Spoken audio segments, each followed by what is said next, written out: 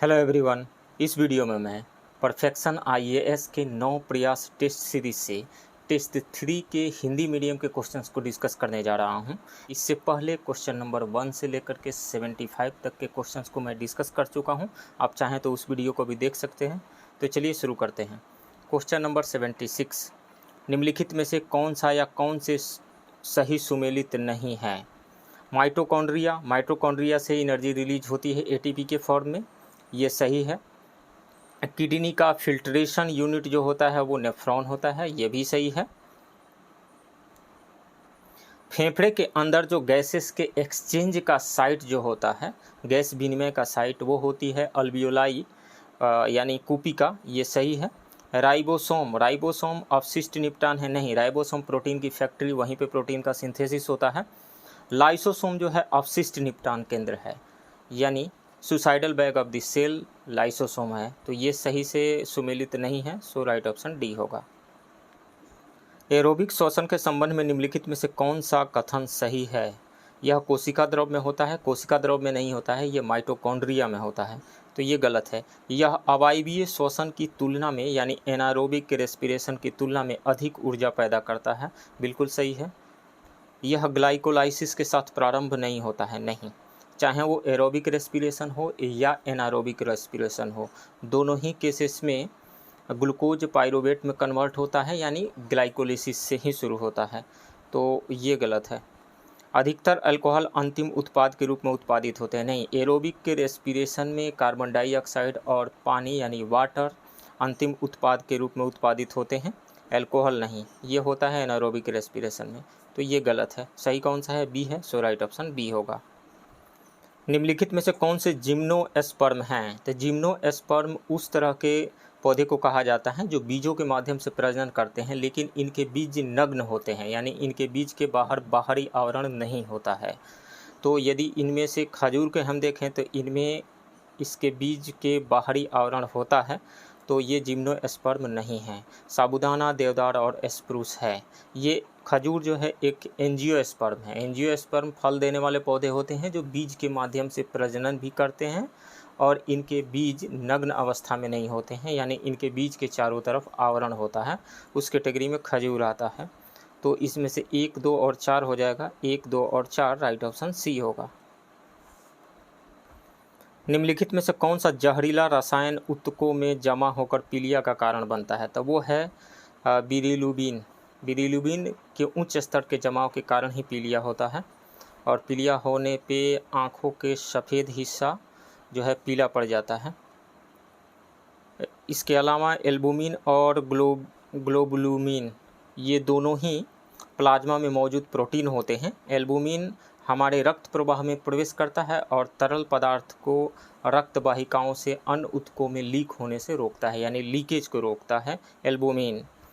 इसके अलावा जो ग्लोबुलुमिन जो है, ग्लोबुलिन, यकृत समारोह, रक्त के थक्के और संक्रमण से लड़ने में महत्वपूर्ण भूमिका निभाता है, यानी रक्त के थक्का जमने में हेल्प करता है। तो इसमें से सही ऑप्शन हो जाएगा बिलिरुबिन, राइट ऑप्शन बी होगा।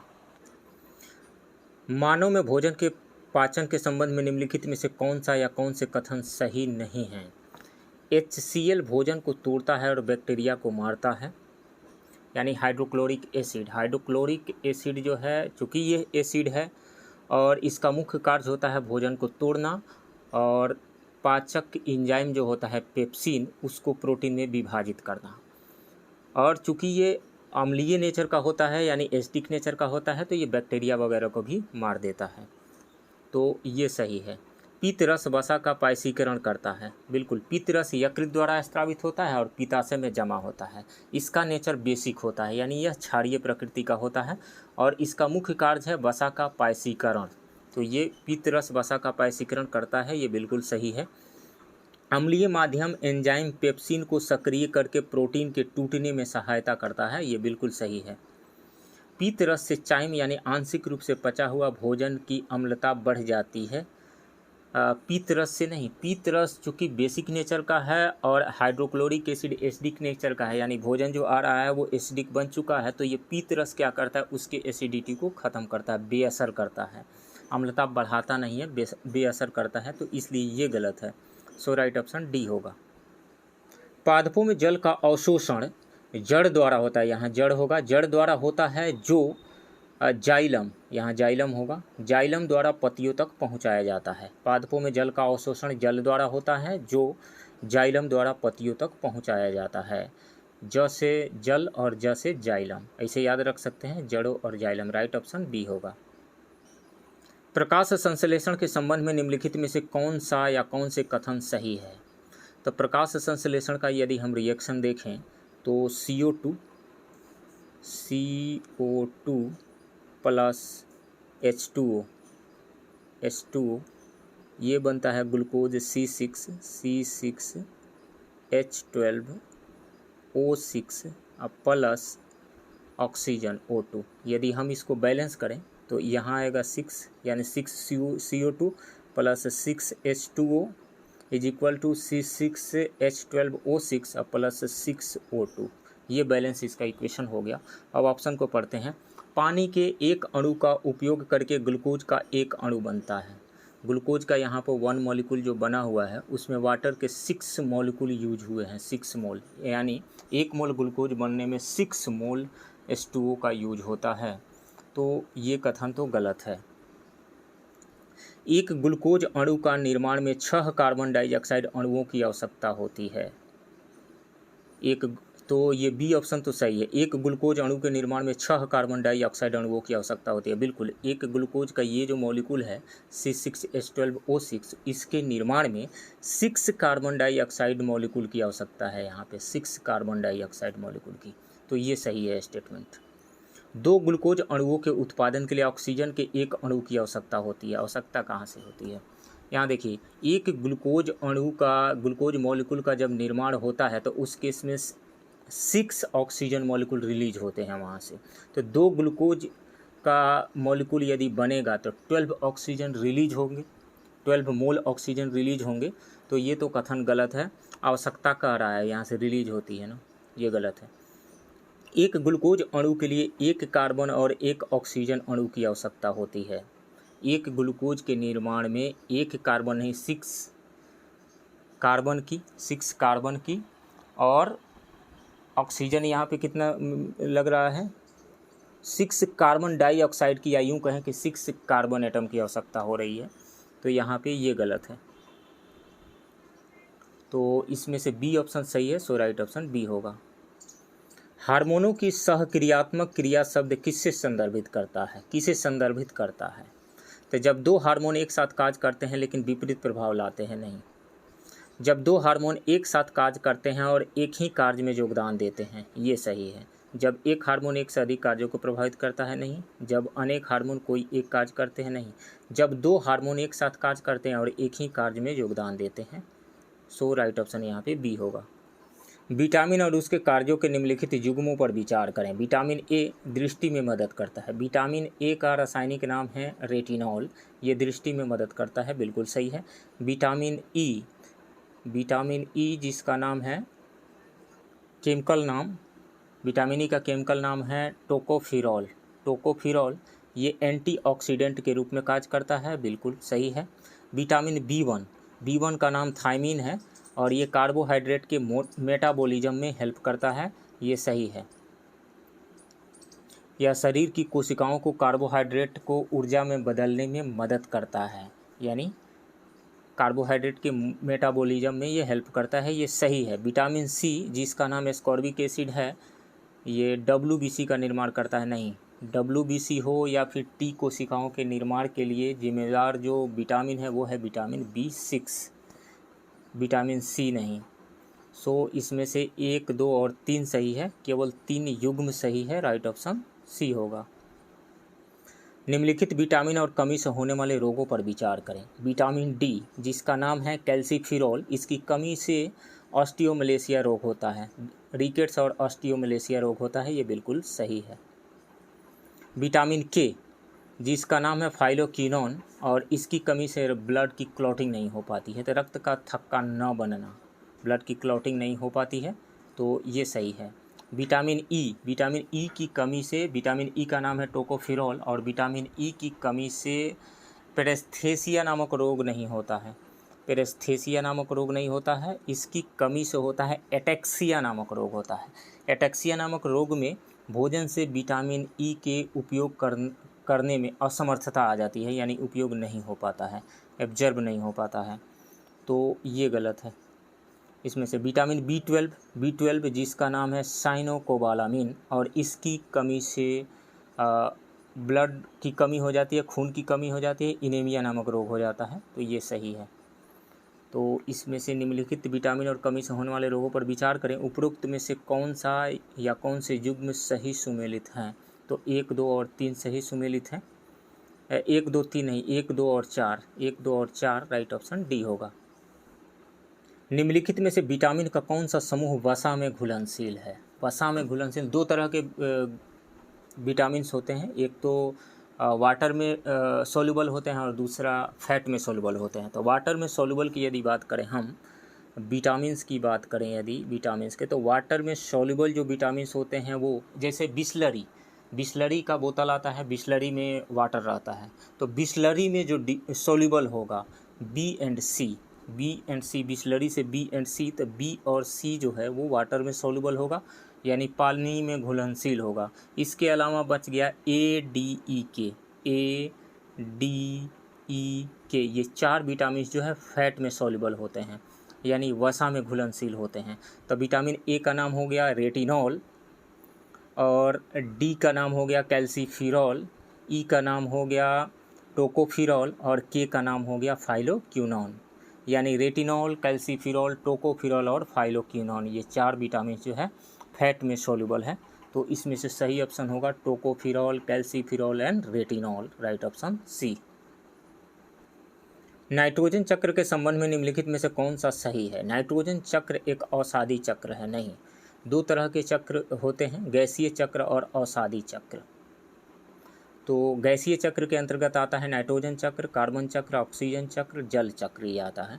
तो नाइट्रोजन चक्र जो है अवसादी चक्र नहीं है, ये गैसीय चक्र है। और अवसादी चक्र के अंतर्गत आता है फास्फोरस चक्र, सल्फर चक्र, लौह चक्र और कैल्शियम चक्र, तो ये गलत है। नाइट्रोजन पौधों के लिए सबसे प्रचुर मात्रा में पोषक तत्व है। नाइट्रोजन का सबसे बड़ा भंडार वायुमंडल में पाया जाता है, ज़्यादातर नाइट्रोजन गैस के रूप में है, ये सही है, 78% पाया जाता है। तो इसमें से सही ऑप्शन जो है वो सी है। निम्नलिखित में कौन से ठंडे खून वाले जानवर हैं? तो जो जानवर आंतरिक गर्मी उत्पन्न नहीं कर सकते, यानी animals that can not generate internal heat, उसको ठंडे खून वाले यानी कोल्ड ब्लडेड एनिमल्स कहा जाता है। और कोल्ड ब्लडेड एनिमल्स यानी ठंडे खून वाले जो होते हैं वो हैं कीड़े मकोड़े, मछली, उभयचर और सरीसृप, यानी insects, worms, fish, amphibians and reptiles इसमें आते हैं। और गर्म खून वाले वे जानवर जो लगातार शरीर के तापमान को बनाए रखते हैं, बाहर का वातावरण कैसा ही हो, बाहर टेम्परेचर कम हो शरीर के टेम्परेचर से या ज़्यादा हो, इनके शरीर का टेम्परेचर रिमेन सेम रहता है। वार्म ब्लडेड एनिमल्स यानी गर्म खून वाले जो जानवर हैं उनके अंतर्गत आता है मैमल्स एंड बर्ड्स, यानी स्तनधारी और पक्षी गर्म खून वाले जानवर हैं। तो इसमें से सही ऑप्शन जो हो जाएगा उभयचर, सरीसृप, ये कीड़े, ये सभी कोल्ड ब्लडेड एनिमल्स हैं, सो राइट ऑप्शन सी होगा। जब पौधे को प्रकाश संश्लेषण के लिए कार्बन डाइऑक्साइड, यहाँ पे आएगा, कार्बन डाइऑक्साइड की आवश्यकता नहीं होती है तो वह अपनी रंध्र छिद्रों को बंद कर लेता है। तो यहाँ पे रंध्र आएगा, रंध्र। जब पौधों को प्रकाश संश्लेषण के लिए कार्बन डाइऑक्साइड की आवश्यकता नहीं होती है तो वह अपनी रंध्र को बंद कर देता है, सो राइट ऑप्शन यहाँ पे बी होगा। निम्नलिखित में से कौन सा या कौन से कथन सही है? घास खाने वाले शाकाहारी जीवों में सेलुलोज को पचाने के लिए एक छोटी आंत होती है, बड़ी आंत होती है, ये गलत है। सेलुलोज को पचाने के लिए मांसाहारियों की छोटी आंत बड़ी होती है, नहीं। मांसाहारियों की जो स्मॉल इंटेस्टाइन है, छोटी आंत, उसका साइज छोटा होता है। शाकाहारी जो घास फूस खाने वाले जानवर होते हैं उनकी छोटी आंत जो है बड़ी होती है, तो इसलिए ये गलत है। छोटी आंत की लंबाई खाने की आदतों पर निर्भर नहीं करती, नहीं, खाने की आदतों पर निर्भर करती है। मांसाहारियों की छोटी आंत छोटी और शाकाहारी घास फूस खाने वालों की छोटी आंत बड़ी होती है, यानी खाने की आदतों पर निर्भर तो करती है, इसलिए ये गलत है। शाकाहारी जीवों की छोटी आंत बड़ी होती है, शाकाहारी घास फूस खाने वालों की छोटी आंत बड़ी होती है, ये सही ऑप्शन है। सो राइट ऑप्शन डी होगा। नेक्स्ट क्वेश्चन, निम्नलिखित में से कौन सा मानव में श्वसन वर्णक है? तो वो है हीमोग्लोबिन, राइट ऑप्शन बी होगा। व्यक्ति तनाव और चिंता से ग्रस्त है, इस व्यक्ति को दवाओं के नुस्खे के बारे में निम्नलिखित में से कौन सा या कौन से सही है? ट्रैंक्विलाइजर के रूप में जानी जाने वाली न्यूरोलॉजिकल रूप से सक्रिय दवाएं तनाव और चिंता का इलाज करते हैं, बिल्कुल सही है ये दवाएं एंजाइम को बढ़ाती है और उसका परिणाम होता है न्यूरोट्रांसमीटर का तेज़ी से चयापचय। नहीं, ये दवाएं जो है एंजाइमों को रोकती है, बढ़ाती नहीं है, ये गलत है। ट्रैंक्विलाइजर दवाएं जो अवसाद को बढ़ाती है, अवसाद को बढ़ाती नहीं है, कम करती है, व्यवहार और मूड बदलने में महत्वपूर्ण भूमिका निभाती है। ये तो सही है, मूड बदलने में महत्वपूर्ण भूमिका निभाती है, लेकिन अवसाद को बढ़ाती नहीं है, घटाती है, तो ये गलत है। सेट्रिजिन और टेरफेंडाइन ट्रैंक्विलाइजर के उदाहरण हैं, नहीं, सेट्रिजिन और टेरफेंडाइन ये दोनों ही एंटीहिस्टामिन के उदाहरण हैं, ट्रैंक्विलाइजर के उदाहरण नहीं हैं। ट्रैंक्विलाइजर के उदाहरण में है आइसोप्रोनियाजिड, फेनिलजिन और इक्वेनिल। सो इसमें से ये गलत है, सही कौन सा है? ए ऑप्शन सही है। लसिका यानी लिम्फ आंतों से पचाए गए, यहाँ पे पचाया आएगा, पचाए गए और अवशोषित वसा को ले जाता है, यहाँ पे वसा होगा, वसा को ले जाता है और अतिरिक्त तरल पदार्थ को बाह्य कोशिकीय स्थान से वापस रक्त में लाता है। तो ये लिम्फ जो है एक रंगहीन तरल होता है जिसमें सफ़ेद रक्त कोशिकाएं होती हैं जो हमारे शरीर के अंदर की सफाई करती है और संक्रमण को फैलने से रोकने में मदद करती है। लिम्फ प्रतिरक्षा प्रणाली का हिस्सा होती है, यह कोशिकाओं के बीच रिक्त स्थान में मौजूद अतिरिक्त द्रव को रक्त प्रवाह में स्थानांतरित करके निकालने में भी मदद करती है।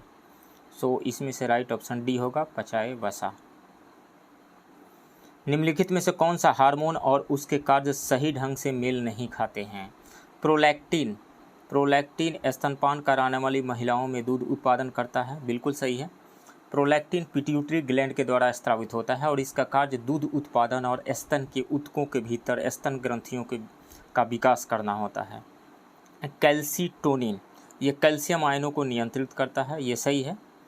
कैल्सीटोनिन जो है थायराइड ग्रंथि के द्वारा स्रावित होता है और यह कैल्शियम स्तर यानी हड्डी गठन को नियंत्रित करता है, ये बिल्कुल सही है।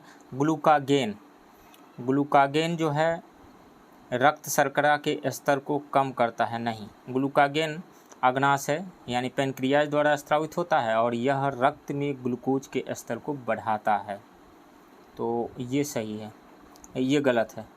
रक्त शर्करा के स्तर को कम नहीं करता है, ये बढ़ाता है। मेलाटोनिन नींद को बढ़ावा देता है, मेलाटोनिन पीनियल ग्रंथि के द्वारा स्रावित होता है और यह हमारे स्कैंडियन लय यानी जैविक घड़ी के समय के साथ मदद करता है और नींद को बढ़ावा देता है। तो इसमें से ये डी सही है, गलत कौन सा है? सी गलत है, राइट ऑप्शन सी होगा। हार्मोन और उनके नामों की निम्नलिखित सूचियों पर विचार करें। कोर्टिसोल, कोर्टिसोल जो है अधिवृक्क ग्रंथि यानी एड्रिनल ग्लैंड के द्वारा स्रावित होता है और यह तनाव प्रतिक्रिया में महत्वपूर्ण भूमिका निभाता है, इस कारण से इसे स्ट्रेस हार्मोन भी कहा जाता है, तनाव हार्मोन भी कहा जाता है, तो ए का 2 हो जाएगा। एड्रीनलिन, एड्रीनलाइन यह किसी भी आपात स्थिति के दौरान शरीर को लड़ने में मदद करता है, तो इसलिए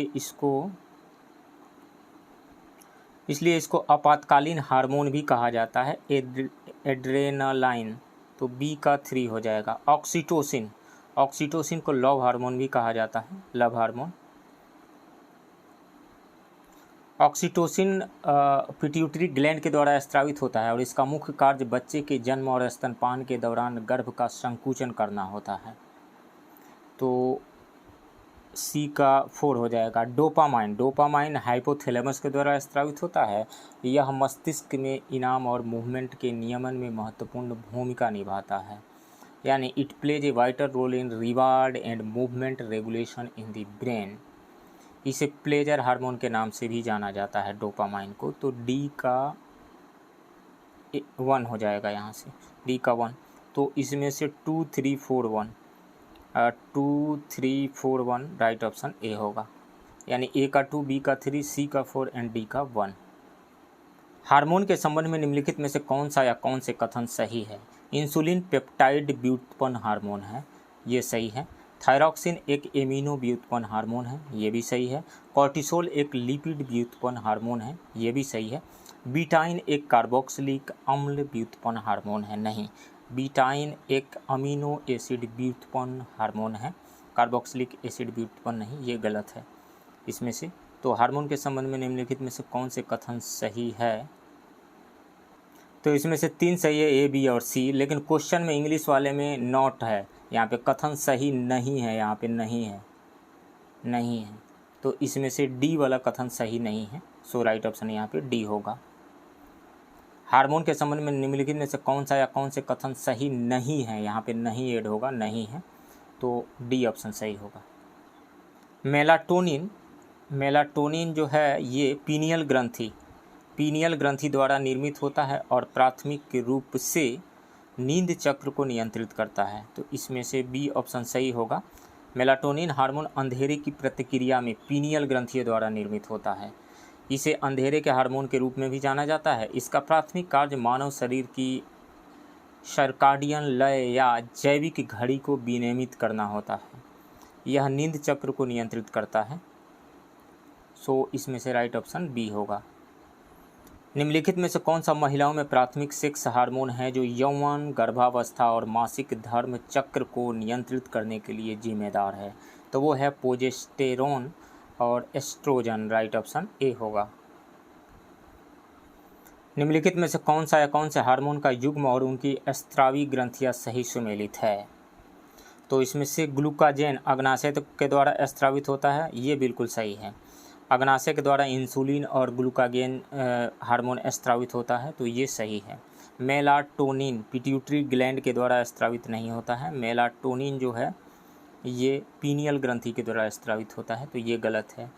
एल्डोस्टेरोन जो है ये अधिवृक्क ग्रंथि के द्वारा स्रावित होता है, पीनियल के द्वारा नहीं होता है।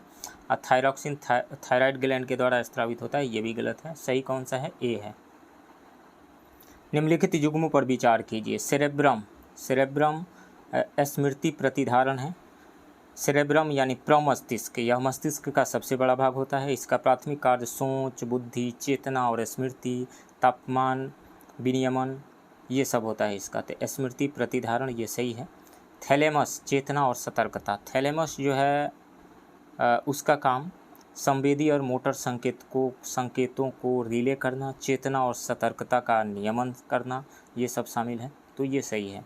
हाइपोथैलेमस टेम्परेचर को नियमित करता है, तो ये सही है। अनुमस्तिष्क यानी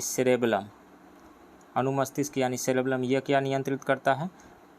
चलने, मुद्रा समन्वय, नेत्र गति और वाणी को नियंत्रित करता है, यानी ये कंट्रोल करता है walking, posture, coordination, eye movement and speech. तो ये अनैच्छिक गति नहीं, ऐच्छिक गति को नियंत्रित करता है, तो ये गलत है यहाँ पे। तो 1, 2 और 3 सही है, केवल 3 जोड़े सही है, राइट ऑप्शन सी होगा। निम्नलिखित युग्मों में से कौन से या कौन से सही सुमेलित नहीं है? तब मुंह से ही कार्बोहाइड्रेट का टूटना शुरू हो जाता है, यानी मुंह से ही कार्बोहाइड्रेट का डाइजेशन शुरू हो जाता है, ये बिल्कुल सही है। छोटी आंत जल का अवशोषण करती है, नहीं। छोटी आंत में पोषक तत्वों का अवशोषण होता है। छोटी आंत में पोषक तत्वों का अवशोषण होता है, बड़ी आंत में जल का अवशोषण होता है, तो ये आपस में एक्सचेंज हो गया है, इस कारण से ये दोनों ही गलत है।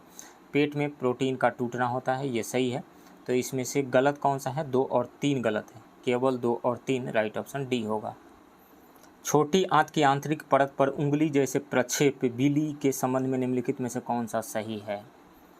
तो छोटी आंत उंगली के समान उभारों से मिलकर बना होता है, जिसे विली कहा जाता है, और विली का प्राथमिक कार्य होता है पोषक तत्वों को अवशोषण करना। ये क्षेत्रफल को बढ़ा देता है ताकि आसानी से अवशोषण हो सके। तो वे भोजन को अम्लीय बनाते हैं, नहीं, वे अवशोषण के लिए सतह क्षेत्र में वृद्धि करते हैं, ये सही है, राइट ऑप्शन बी होगा। भोजन बड़ी आंत में भेजा जाता है, कौन सा भोजन? अनअवशोषित भोजन बड़ी आंत में भेजा जाता है, जहां इसकी दीवार पानी को अवशोषित करती है। बिल्कुल, तो यहाँ पे होगा अनअवशोषित और यहाँ होगा पानी, तो अनअवशोषित पानी, राइट ऑप्शन डी होगा।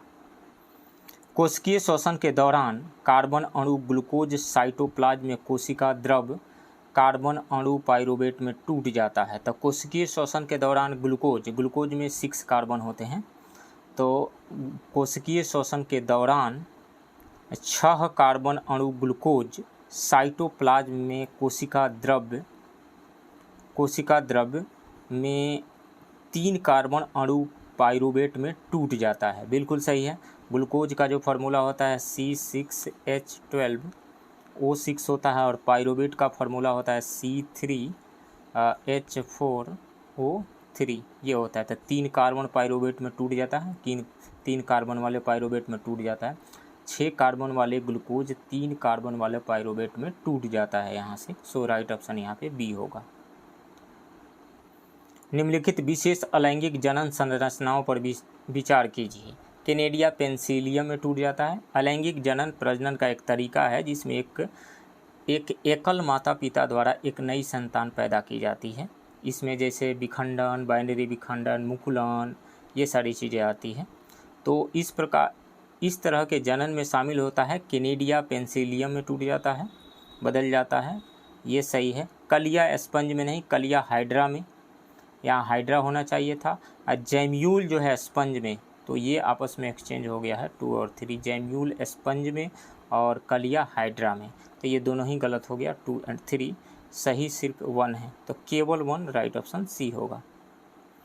निम्नलिखित में से किसमें नर और मादा दोनों प्रजनन तंत्र होते हैं? तो जिनमें नर और मादा दोनों प्रजनन तंत्र होते हैं उनको कहा जाता है बाइसेक्सुअल ऑर्गेनिज्म, और बाइसेक्सुअल ऑर्गेनिज्म के अंतर्गत आते हैं तिलचट्टा, घोंघे और केंचुआ, ये सब आते हैं। राइट ऑप्शन ए होगा। निम्नलिखित युग्मों पर विचार कीजिए। स्वपरागण एक ही फूल से होने वाला परागण है, बिल्कुल सही है। ऑटोगैमी, इसमें एक ही पौधे के एक ही फूल शामिल होते हैं। सजात पुष्पी परागण जिसमें विभिन्न पौधों के फूल शामिल होते हैं, ये सही है। जियोटोनॉमी, इसमें एक ही पौधे के 2 अलग अलग फूल शामिल होते हैं, तो ये सही है। परागण एक ही पौधे के विभिन्न फूलों से होने वाला परागण, इसको जेनोगैमी कहा जाता है। इसमें 2 अलग अलग पौधे के 2 अलग अलग फूल शामिल होते हैं, तो ये गलत है। इसमें से एक ही पौधे के विभिन्न फूलों से होने वाला परागण नहीं है, इसमें 2 अलग अलग पौधों के 2 अलग अलग फूल शामिल होते हैं, तो ये गलत है।